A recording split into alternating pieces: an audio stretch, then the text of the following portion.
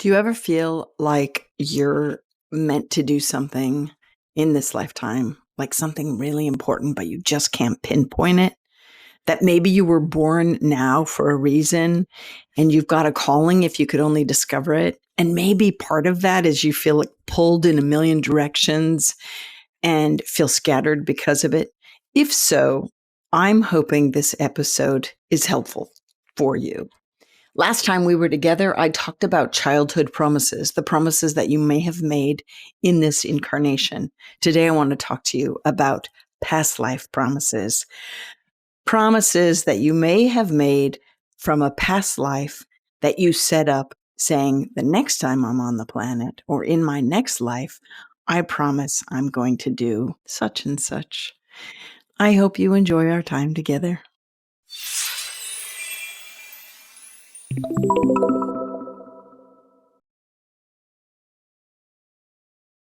Hello, and welcome to the Constance Messmer podcast. Thank you so much for tuning in. Several episodes back, I told you about the Karmic Chakra. This episode today is still like a branch of the Karmic Chakra, if you will. Chakras are just energy vortices in our being, whether physical being or energetic area of our energy body. And the Karmic Chakra has to do with the records of your soul paths through various lifetimes. It holds your karmic obligations, your goals, all these records of previous incarnations, and your old belief patterns or old ideas and concepts and stuff like that. And so with today's episode, it still has to do with karma, like your whole connectedness of what have I done, what's coming at me as reward, if you will, which some people have issue with. I guess for what I would say for these purposes is, you align with things and then you're attracting them into your life, good, bad, indifferent kind of experiences. And so with today and this whole concept of past life promises, I want to talk to you about how those experiences from other lifetimes might be impacting this lifetime, good, bad, or indifferent. You might recall that when I talked to you about the Karmic Chakra, I talked to you that it was a repository of soul data that was incredibly linked to two other areas on our body, two other chakras, the sacral chakra and the solar plexus. And just to remind you, the sacral chakra has to do with sexual issues, creativity, and new beginnings, relationships also. And the solar plexus has to do with personal power, self-esteem, who you are, and what you came to do. Now, the sacral chakra, having to do with relationships, sexual issues, creativity, and new beginnings, I'm going to talk more about that probably the next time we get together when I talk to you about karmic ties and soul links to others. But with the solar plexus, personal power, self-esteem, who you are, and what you came to do, I really want to narrow in my focus on that and past life promises for today's episode.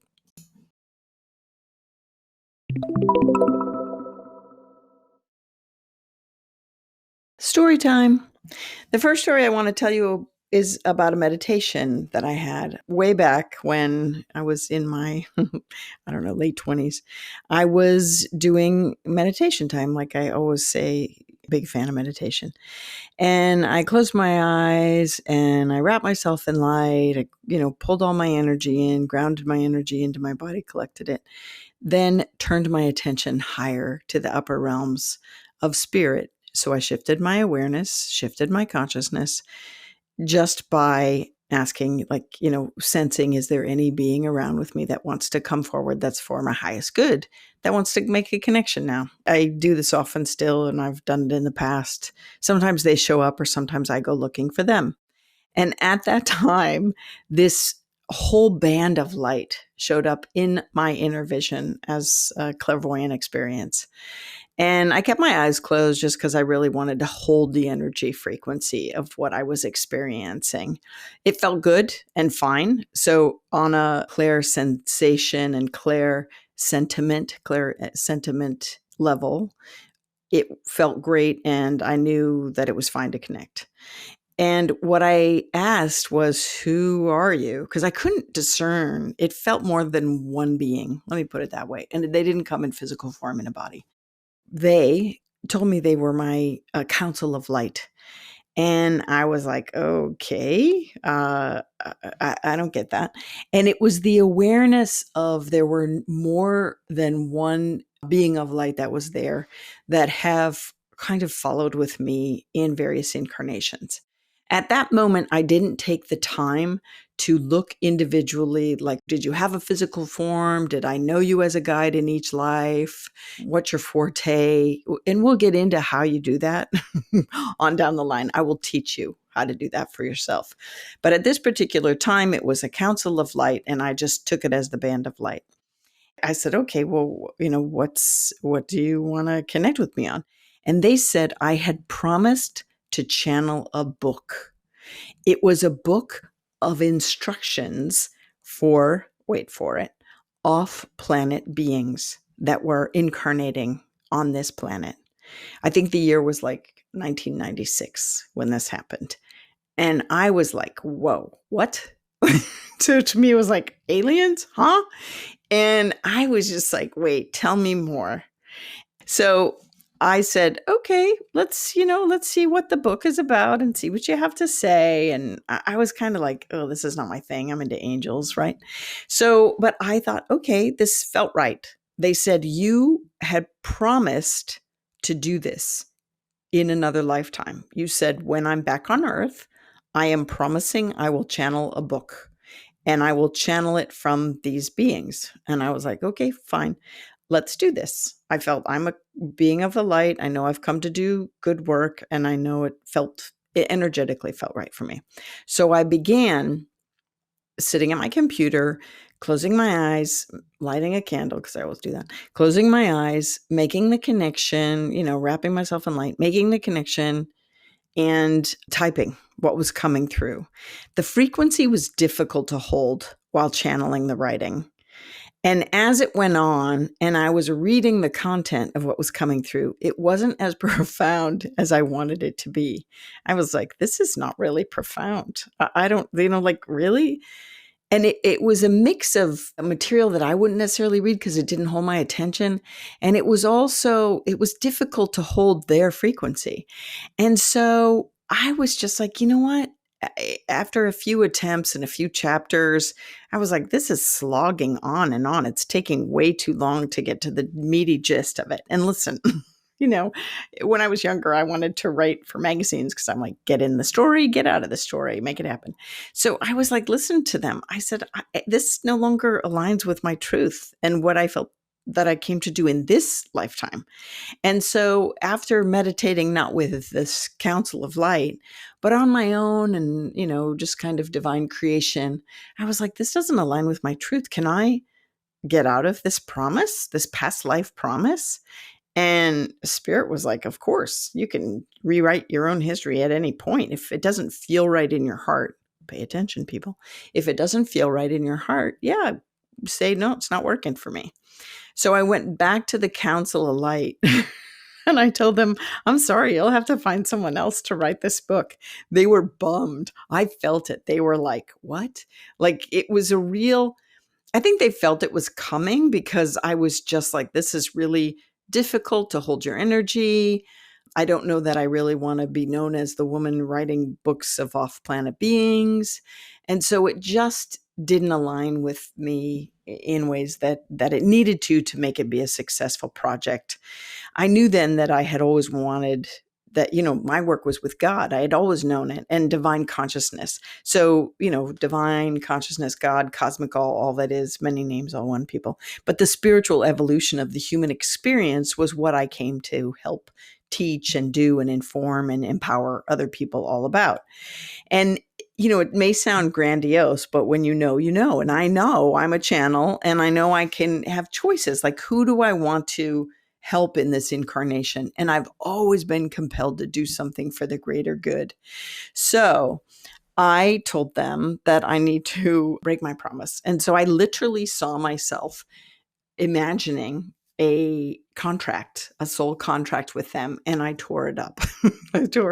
I said, however, you perfect council of light. One of you can still sit on my greater council of real, beings from various lifetimes that have come forward to help me with various projects. And much like we all have teams of guides and angels that help us, particular ones can come forward for particular tasks. So I said, listen, if I ever am compelled to write any information about, beings that are from off planet that are here in human form, then come forward and assist in that way.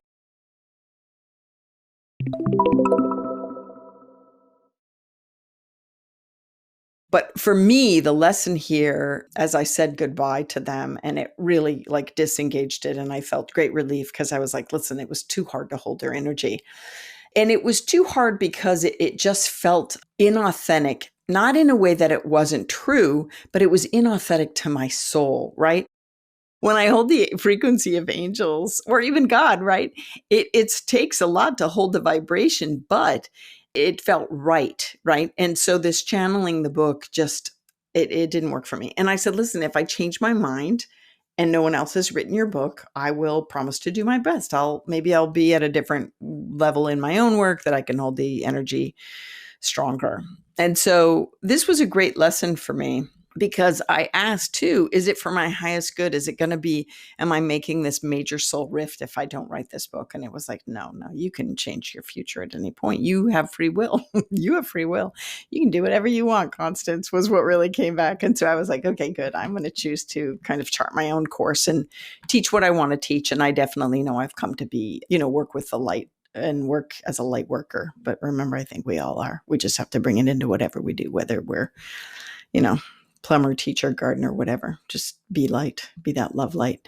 So that's when I said no to the aliens. So the back half of the story, the epilogue, is that, interestingly enough, I can really tell when this being from off planet comes through to kind of give me divine guidance. And this being has helped me. And this is where you got to take a breath, okay? This being has helped me when I'm helping people understand highly intuitive, highly empathic, somewhat on the spectrum, or neurodivergent people, kids, whatnot, or indigo or rainbow children, because their needs are different. And so I'm like, oh, crud. I wish I would have written that book, because now I could really write that book.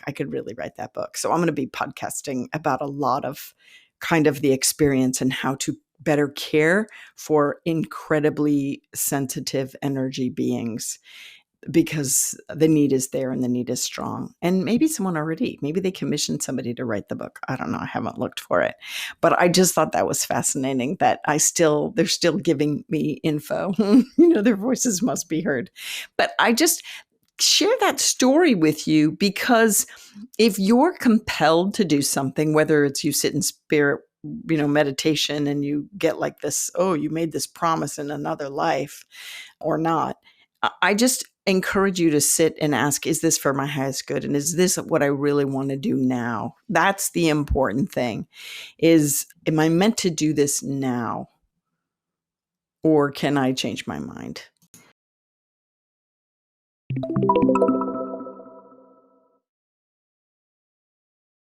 I think we've all had moments in our life where we, when I grow up, I want to do this, or when and then things change, or we experience it and we're like, no, I don't like the effort, or I don't like what it would take to do that, or it doesn't suit me, or I thought I'd like it. You test the waters and then you go on to do something different.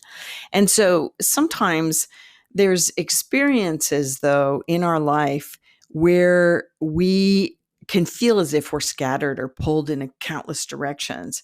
And it may be because we're helper healers, and we see all these areas that could use our visionary experience, or our good heart, or our good intention, and all our efforts, because we're organized or whatnot. And sometimes it's about taking a breath, sit back, put your hands on your heart, sit in your meditation time, if you will, with your journal notebook or whatnot, and say, which one is for my highest good, or where do I feel, called and compelled? I don't think it's much of a secret that I'm a huge environmentalist and a humanitarian, especially as an Aquarian. We're humanitarians. And so I want people to be kind and nice. And instead of going out, and I did work for Greenpeace for a while, which I loved, but it was hard because I'm like, what? You don't care? What? I don't get that. How can you not care? It's our home planet. Hello, hello.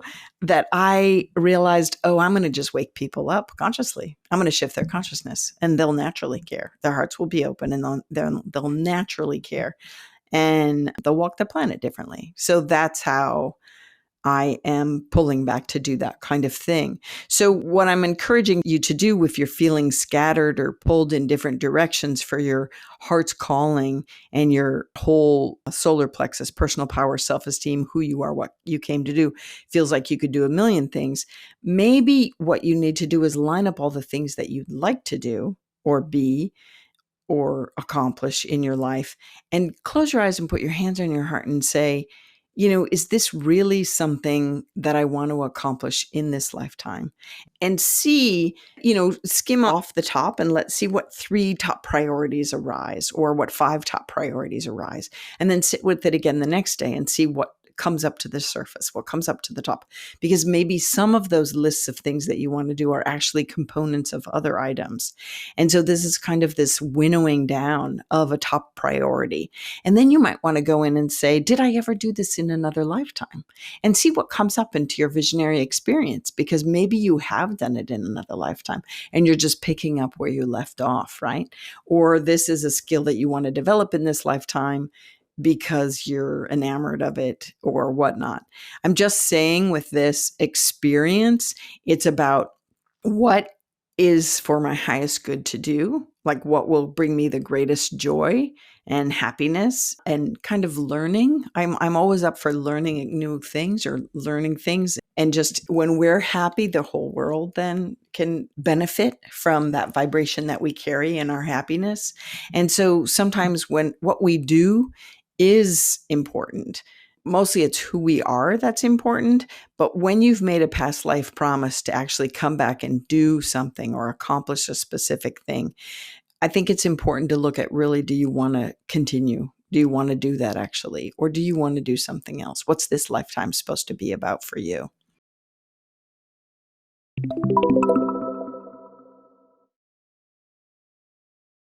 So, another story. This one has to do with, did you come back now in this lifetime, right now, born in this generation for a specific reason? When I got an astrology reading, I think it was the first time that I got the astrology reading from the most wonderful Barbara Iverchek, who's since passed. She said to me, wow, look at, you see this planet right here in this aspect, in this house, in this alignment with the rah, rah, rah, rah, rah, whatever, because I don't remember what she said. She said, this means that you've come back each time that the world is ending for different experiences, for different dynasties, you went back at the different falls, the fall of Rome, the fall of Atlantis. You were here when this ended and that ended. You come back kind of as an awakener to help people get conscious, either to help prevent the fall or to help just kind of enlighten people before they pass or, shift their perspective. And it really resonated with me. And so I'm going to definitely talk to you in another episode about soul purpose or looking at a greater soul purpose. And like I've said, your purpose is to be happy.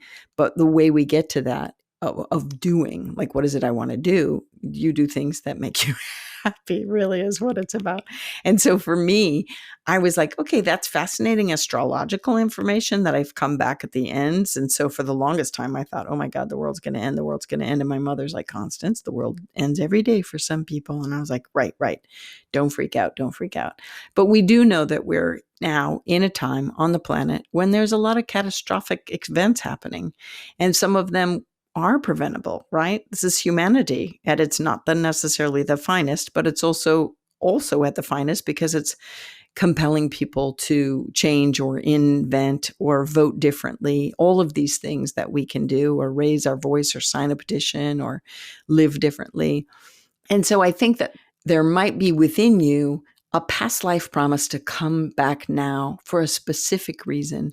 Sometimes we follow family members, but sometimes we come back because We like it here. We like Earth.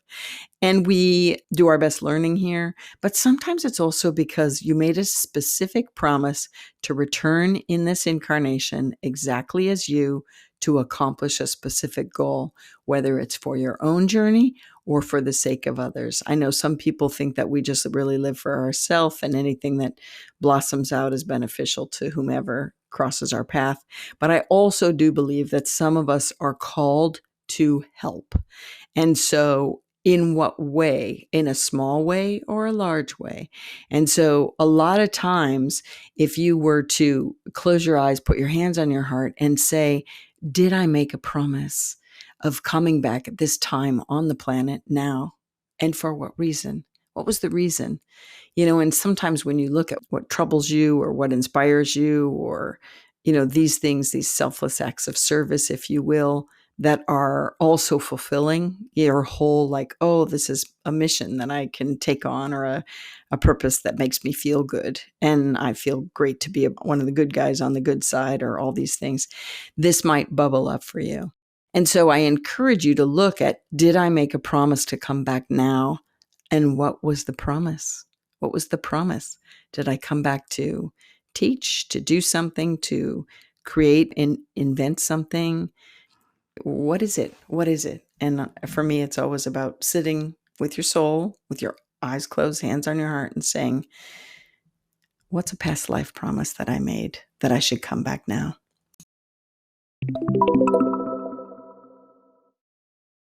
Hey, I want to tell you about my book, Some Dogs Talk. I wrote this book to teach animal communication among the pages of non-creepy paranormal realistic fiction. And because of the content and delivery, it is equally appealing to a wide age group. I think you'll find it fun to explore and actually probably maybe see yourself in the pages.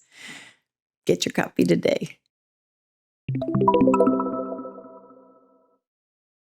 And so I can't help but ask you, but what do you want to do? What do you wish you could do if you could do anything? And what makes you happy, right? What would make you happy? What would you do if money was no object and you could just be happy doing it? It's something that would get you out of bed every morning and get you motivated and get you just really stoked. The reason I ask these questions is because if you feel this whole thing of like, oh, I really was born for a reason, or this lifetime is important for some reason, or, oh, golly, I'm not feeling the importance of this lifetime. And, golly, how long do I have to wait this out? Because some people come to me because they're feeling that. I have no motivation. I'm so scattered. I don't know what I would want to do with my life. I'm not happy.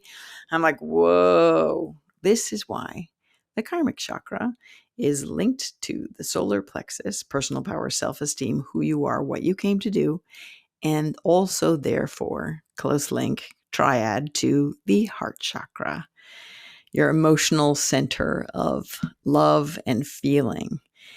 This is where you want to authentically live from. It is where your personal power gets amped. It's linked to the heart chakra, these two, because what it helps you do in living authentically, you can determine who you are and what you came to do and what you're good at, or what is an area that you want to study or experience, or what are you interested in, right? I know a young person that I was like forever saying, you've just got to follow your interests, honey. It's like a beautiful hidden trail of breadcrumbs for self-discovery.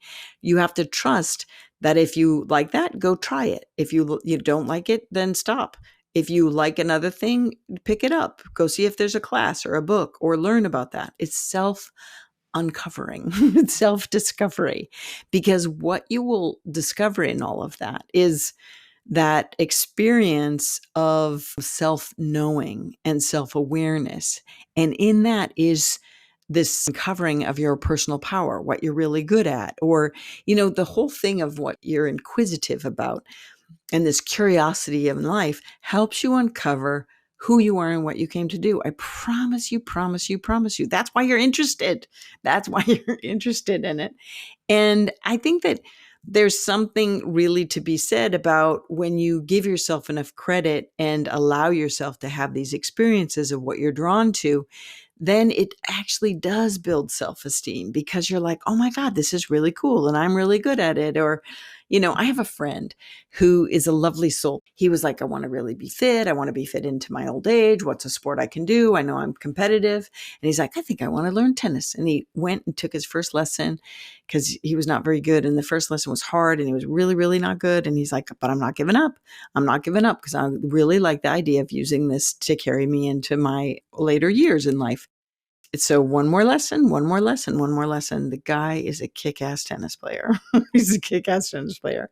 And he competes and he has fun and he's really, uncovered this joyful aspect that is part of his health and fitness and mental health, right? Because it affects his mental health and emotional health. And he's met friends in this and everything. So it was good. It was just an interest that he wanted to pursue. And so I think that sometimes too, and this guy doesn't have to work for a living because he made a boatload of money early on in life. And so he's one of those people I'm like, wow, raw yay you. And that's the thing is I can get out of bed and go to a job or a career that I enjoy in life. But it also, I know, has to do with the past life promise. Next life, if I come back, I'm going to help. And, among a million other promises that I made, I'm sure. What I'm trying to tell you is pay attention to what you're curious about or something that's interest of you that when you say, I've always wanted to rah, rah, rah. That could be because in a past life, you said, when I go back next time, like when you take these trips, my daughter and I just went to Stowe, Vermont, and we didn't have enough time to do everything. And she wanted to stay an extra day. But I was like, no, we'll just come back. We'll say I always say you have to save a few things for the next time you return. We hiked Smuggler's Notch, which was great, but we saw these horses and you can do horseback riding. And we're like, oh my gosh, next time we're back, we're going to do horseback riding. So this is what we do. This is what we do with past lives. Or like next time I'm here, I want to make sure I see the Grand Canyon or, laugh more or whatever it is. And so I invite you to kind of recognize those moments as little calling to your soul cards to uncover your heart's desire. What is pulling at you? What are you curious about? What do you want to learn? Where do you want to go? What do you want to see? What do you want to experience? The desires of your heart will lead you to yourself. And I just encourage you to figure out ways to get there, right? Even if it's just reading it in a book or studying it, whatever it is, right?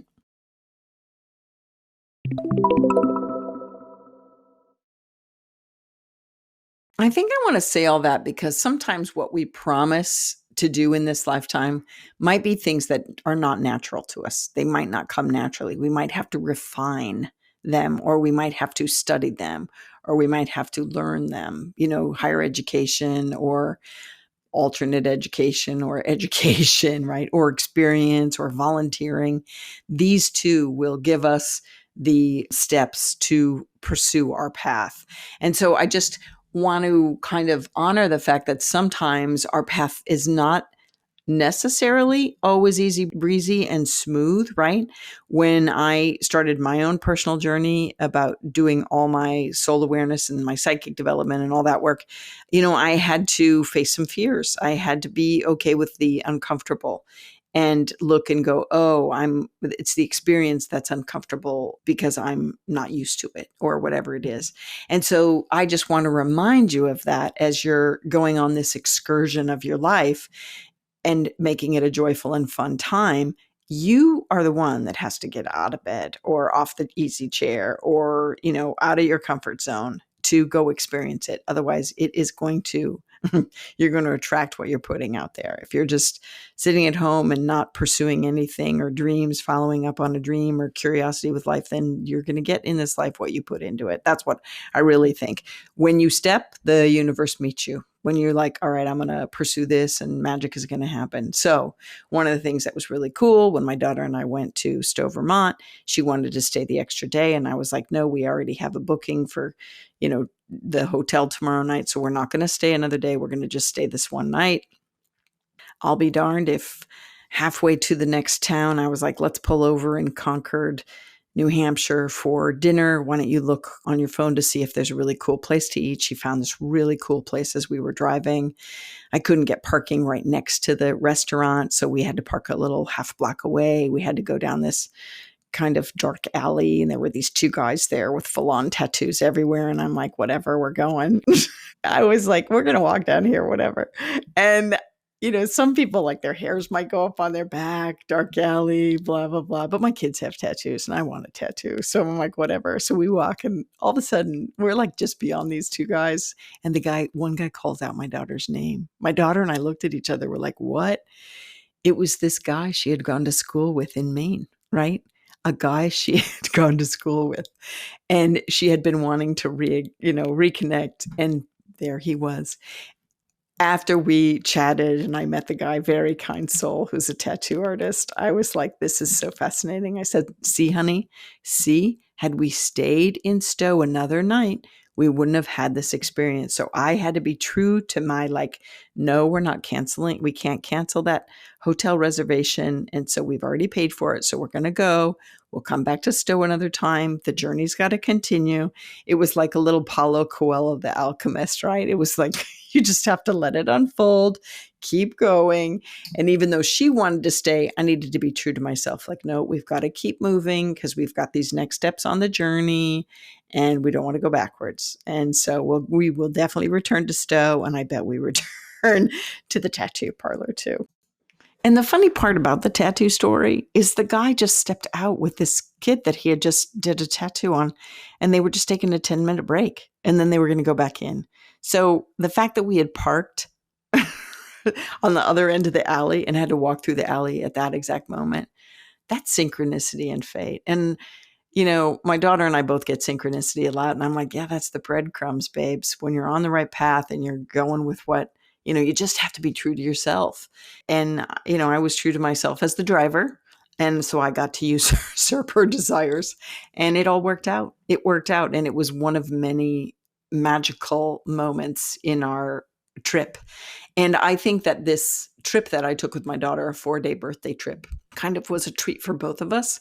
But it reminded me of this. I was telling my husband, it was like the fool's journey through life, right? It was this exploration of self, of, kind of how to lean into the flow of it all. And part of why I'm telling you this in this particular episode is because, in the end, she really got to unravel some of her soul promises from other lifetimes. And it was magical.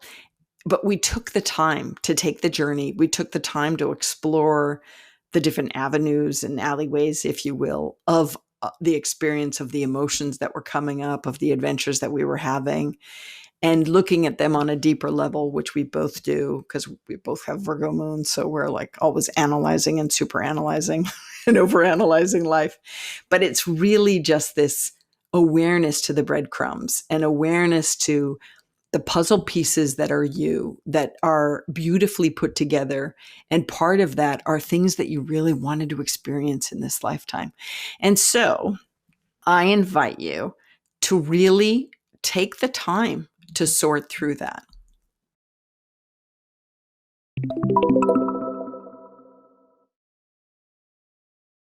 So what does that look like? That looks like sitting in quiet meditation and taking the time. Even you could do it in a simple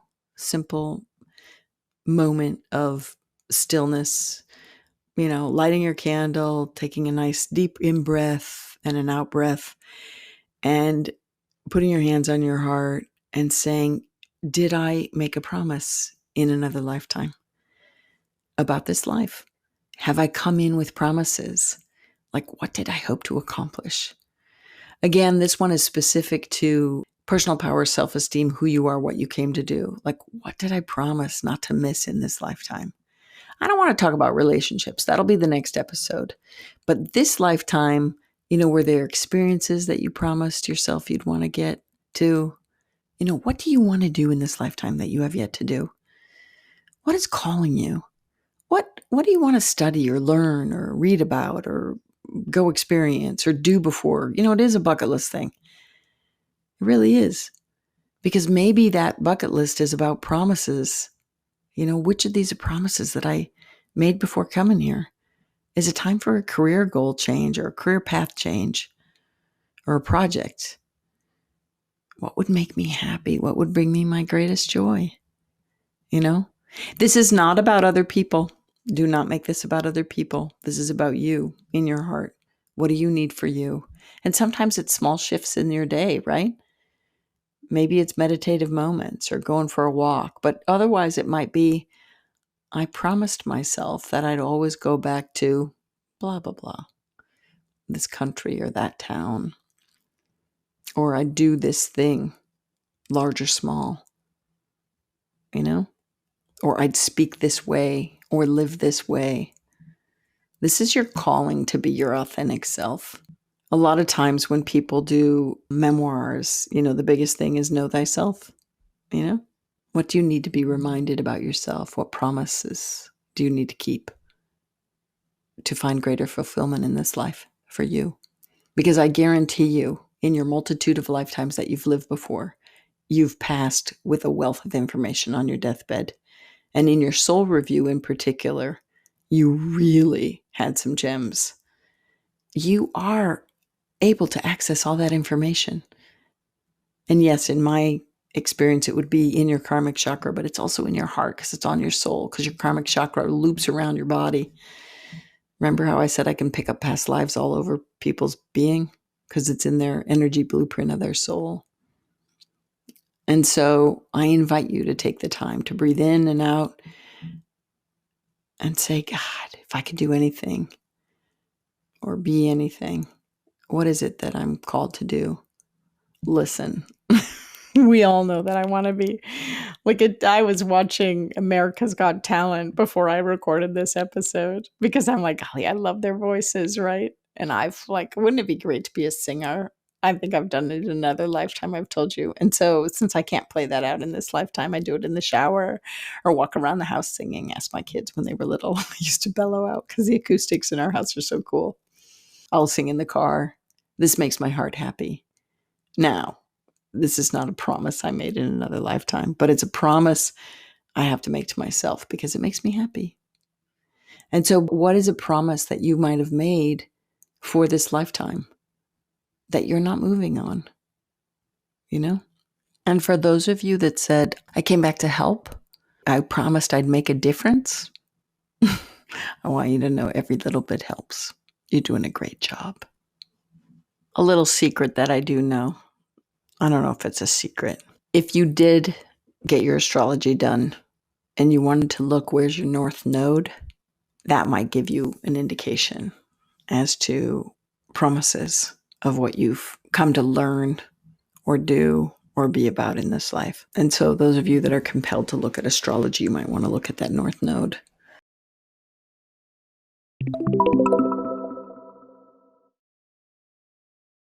I find it interesting for my own life that I obviously made a promise to come back and help, but also enjoy my time here and manifest a lot. I manifest so much, you would not believe it. But the cool thing is if you look at the thread of my life, everything I've done has built up to teaching soul awareness and spiritual development. Like I've told you, even my years at college when it was just great fun and I met a lot of people that I still enjoy hanging out with, that whole education of journalism helped me with my spirit work and helped me to put together stories, if you will. And then also every time there was an interest in something kind of, left of field from what I grew up with that seemed intriguing to me, I studied it, Reiki, energy, psychic. I didn't really study psychic development. I just sat with spirit. I finally succumbed to what was part of my nature. And I did it with curiosity as opposed to fear. And then, if you followed me along so far, you've heard my stories that I, decided, okay, I'm supposed to channel and be a medium, but I wanted to learn modalities. And that's when I studied Reiki. And then I studied Bowen from Tom Bowen in Australia. And one thing led to another. And then the healing practice. And then taking the job as the manager at the acupuncturist's office. And then I learned the skills for building my own business. And, I just laugh. Like, it's really this breadcrumb, like trail of my own soul that laid out. And so I set things up. I do firmly believe that I, in my inner guidance, set things up so that I could follow through on a lot of the promises other than that. Other than that alien book. But even still, I know I could write that now because I know what they're saying. I'd love to find my notes. I can't find my notes. I think it was back when there was a brother word processor. I think I started writing it on a brother word processor as opposed to a computer. How's that for ancient? How's that for ancient resources? But all I'm saying is if you look at your life, it might be leading you to the calling, to the promise that you made. But it might be your promises isn't necessarily to do something, it's to be someone. And so that's why I say with the North Node, my North Node is, it's about family, it's about my job.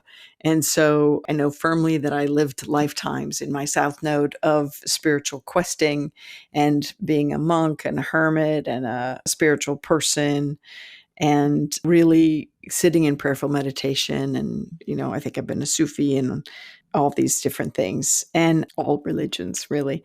And this lifetime is about pulling it all together. But for me, I feel like if we look back at our lives and see this thread, we might see that we are already fulfilling some of the promises that we made. But what I'd like you to do is close your eyes, put your hands on your heart and say, okay, what was the specific promises I've still meant to keep? What did I want to do when I came back? What did I want to do when I came back from that?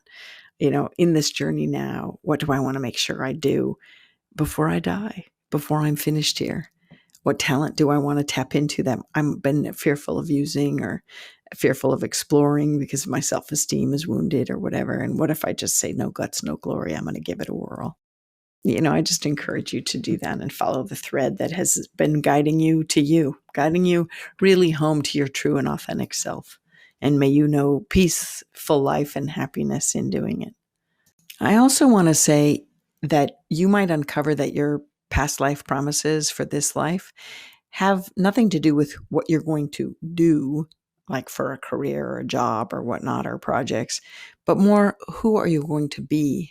It could be that you promise to come back and be like, you know what, I am just going to be my authentic self. And I am going to be a vibrational being of love and compassion and kindness.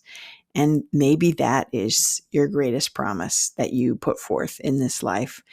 And it might not be easy either, right? Because it's not a comfortable place to be necessarily all the time. But your path might be to really imbibe yourself with that higher vibration by spending time in contemplation and prayerfulness so that you can live from that frequency and just exist and, be to just be. So I'm really excited for you to uncover what it is that you've promised from your past life into this life. Hey, Constance Messmer here. I just want to do a shout out of big thanks to all the members. I am so grateful. And all the people dropping in and giving little donations here and there and super thanks and all that stuff. I really appreciate you. You members and you people contributing and subscribers are what helped me bring this content to everyone, really. They both contribute to the cost of production, and I am definitely grateful for that. This stuff is not cheap to put out. Oh my God. Oh my God. So every little bit helps, and I am filled with gratitude that you're stepping up. I am not necessarily a joiner, not usually, but there are environmental issues in other organizations that I do belong to and I contribute to because I like to see them persevere. And I'm hoping you feel the same about this work. I hope you put it into practice in your life. That's another way that you could spread this work and help change our world, which is what I think it ultimately does.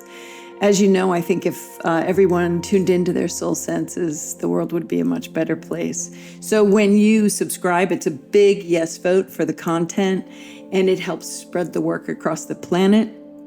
So when you put the lessons into practice and subscribe and like and share, you help me help you carry the lesson beyond you and me. And I am just really grateful. Legally speaking, this podcast is presented solely for educational, spiritual, and entertainment purposes. It is not intended as a substitute for medical diagnosis, treatment, or the advice of a physician, psychotherapist, or other qualified professional.